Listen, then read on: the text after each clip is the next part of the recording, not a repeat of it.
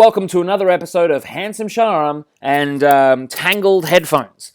In this video, we're going to be talking about helping your partner through childhood trauma and helping them heal so they can be happy and healthy, maybe in the relationship with you, just maybe in their life. So if you know someone who's basically going through that, or if you're going through it yourself, this is actually an extraordinarily common question.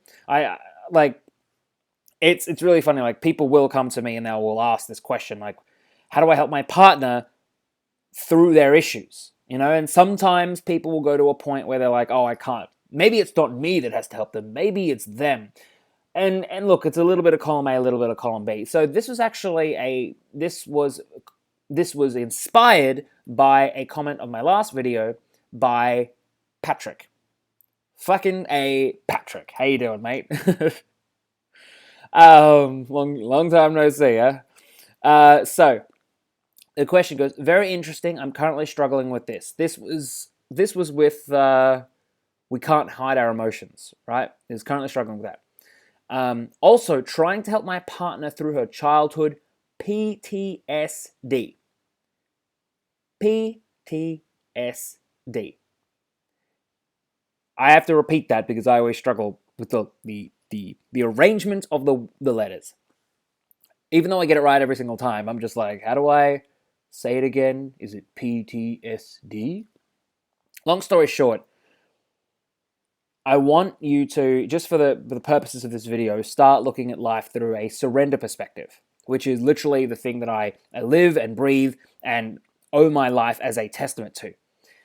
The surrender perspective is just this idea that our emotions are to be felt and to be healed so we can move on to the next greater, bigger thing and manifest the next thing in our life. You know, sometimes we're held in the past.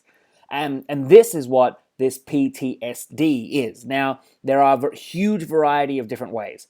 All I know is that when people go through therapy, years of therapy, and then they come to me, they do either just a free coaching call or whether we work together or whatever, through an intense emotional healing session, it's like shit just works, right?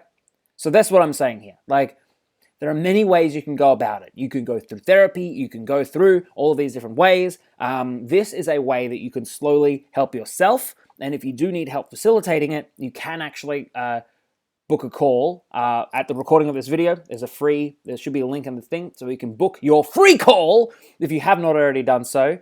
And to Patrick, I suggest you ask your partner to book a call because it's fucking free. But like the people who watch this video is like, again, you guys know who you are. People who booked a call with me, it's like you've done it all, and yet we do like 1 hour together, and you're like, Jesus Christ, like why do I just feel happier? Like why is this problem no longer a problem for me? And sometimes there's more. Anyway, so I want you to look at the let's talk about the mechanics of it, right? The PTSD is, let's use the word triggering or triggers. It's basically like one way to put it. There's a number of things that cause it, and I'm trying to feel into this question and just really answer specific to this as well. Basically, if you come from a surrender perspective where you are deciding to gently allow yourself to fully feel the emotions that are coming up as or when she is triggered, you allow yourself, or her more specifically, because this is about someone else rather than you now, to essentially relive the past, but from a healing point, right? So that's the hard thing to sort of get across.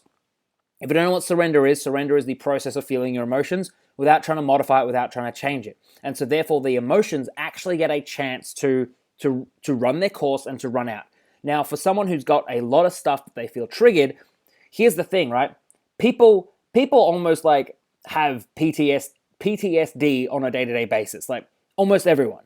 And I say this not as like not to diminish that situation, but to sort of bring light that it's quite more common than people think. It's like we'll walk down the street and we look in the mirror and we fucking are brought back. It brings, like, we walking down the street and you see yourself in a reflection, and what ends up happening is you see that and you like hate the image, so it brings up all of this like a lifetime of self-loathing, and that comes up, so suddenly you hate yourself more, and it's there are a number of ways that this can be. But I want you to, instead of calling it, just for now, just for this video, instead of calling it PTSD, call it a lifetime of suppressed shit, basically, that comes up for one reason or another.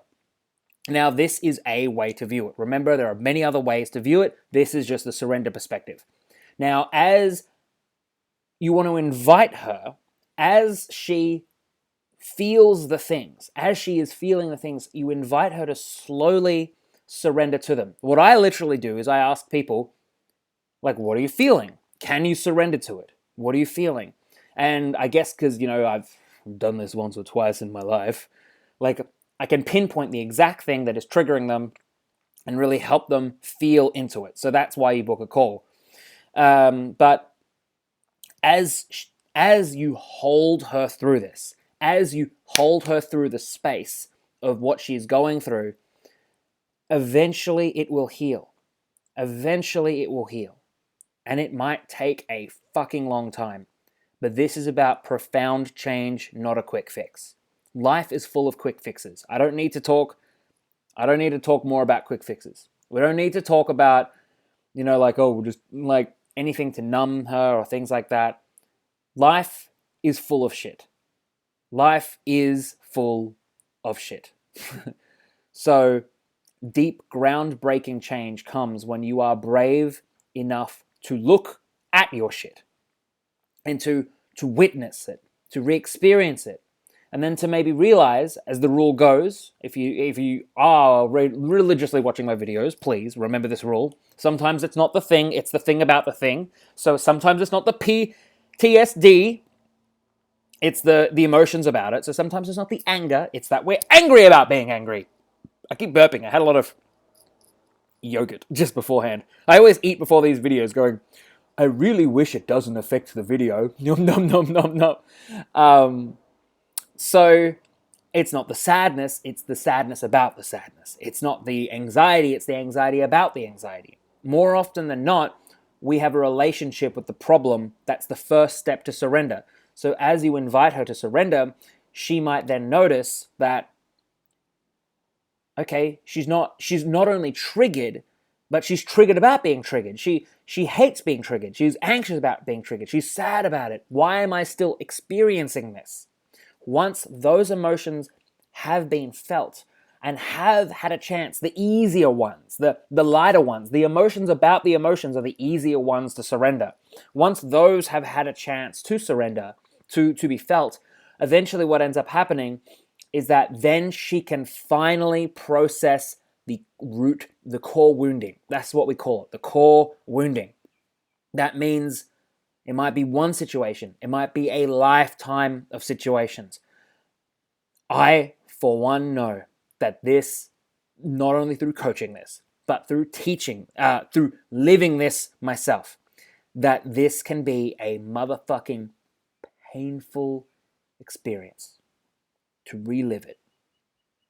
But then there comes a time where you wake up. It's called, I think the Zen Buddhist word for it is satori. It's like the glasses were on top of your head the entire time. Once the emotion has had a chance to process, to subside, to evolve, what ends up happening is you realize that the entire time you had every right to feel that way. But suddenly it just doesn't seem so serious. Last week, for example, I realized I was suppressing a lot of anger. Angry at certain people that I had suppressed my whole life. Angry at certain people that through my whole life took away power from me. What happens when people take away your power as a kid? Sometimes we want to take it back. And if they're not someone who listens, well, what do we try and do? Well, we might try and do something to ourselves to make them listen. This was something I was reliving last week. Extraordinarily painful. Extraordinarily painful. When I finally surrendered, eventually I realized after 8 hours of intense emotional suffering I finally realized that I was angry at this person and I wasn't letting myself get fully angry. So I surrendered to that feeling, the feeling of not letting myself get fully angry, and eventually that passed. So I let myself be angry. And you know what happened at the end? I completely forgot why I was angry. It seems silly to point fingers at them anymore. It was like, why?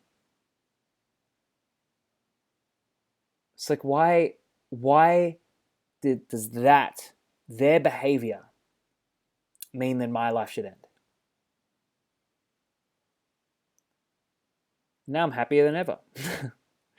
So that's a story from my own life. I hope you get something out of it. Just as a quick aside, remember, if you meet someone, just to flip it around, if you're going through some shit and you meet someone who has been through that shit, not just if they know how to get you through it, like, for example, I do, like, not only am I, like, through a lot of stuff myself, but I also have been through a lot of stuff myself, right?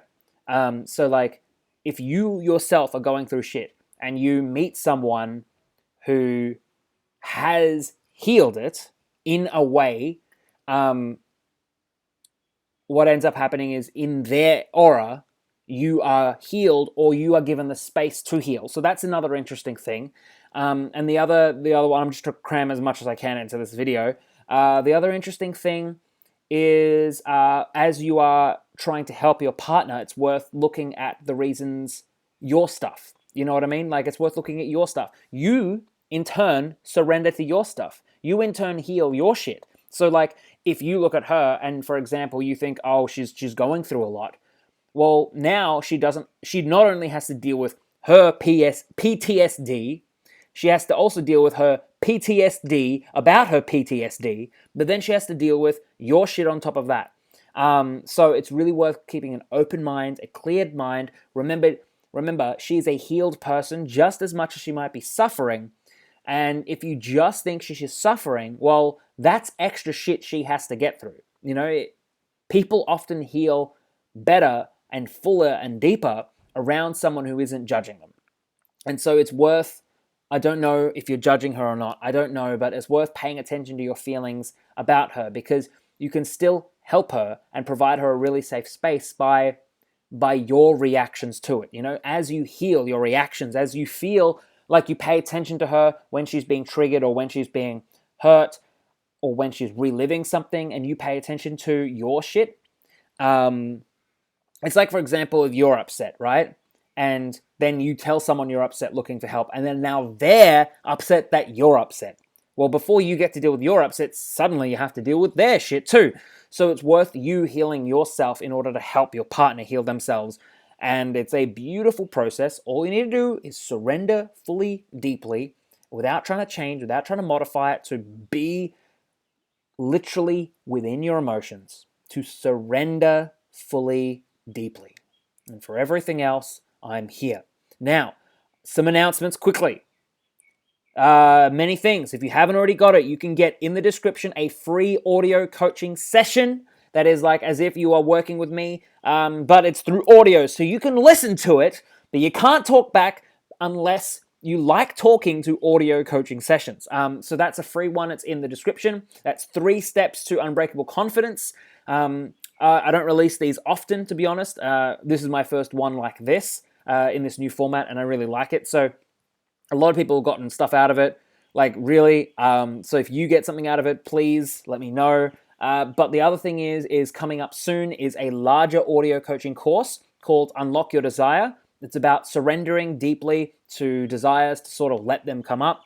Because to be honest, sometimes the reason why we don't get what we want is because we haven't fucking wanted it enough, and we don't know what we want. So it's like we're trying to fly a jumbo jet, but we don't know where we're going. So like, of course, like, we don't fucking take off. Of course, people procrastinate because they don't know where they're going. I think everyone's like a rocket. They just got to get the right fuel and pow. So just keep a lookout for that, because that will be dropping soon. I think that'll be $60 US, and that's 6 audio coaching sessions, all interlinked, all at each other, and that's do at your own pace. And so please keep an eye out for that. And yeah, love you, bye.